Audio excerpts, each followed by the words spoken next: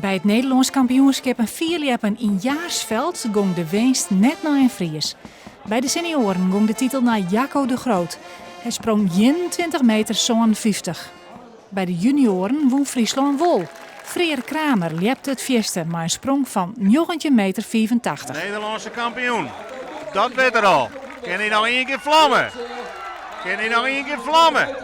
Nou, het ziet er weer heel behoorlijk uit. Maar Jacco de Groot wint zijn derde Nederlandse titel in de historie.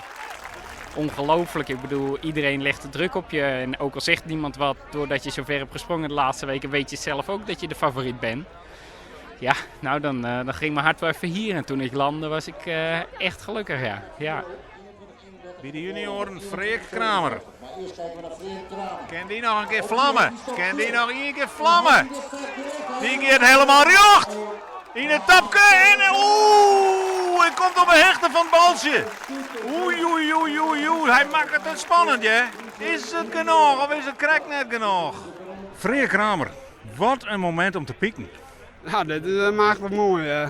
Het weer moeilijk die wedstrijd. Ik ging heel naar rug staan en dan weet de stak nog maar een beetje meer op links. Ik heb me van mijn nooit breek voor de schanshand, maar dat moest even nou. En dan stak nog een beetje verder, want ik ging de heel wel hut. En dan valt er gewoon perfect.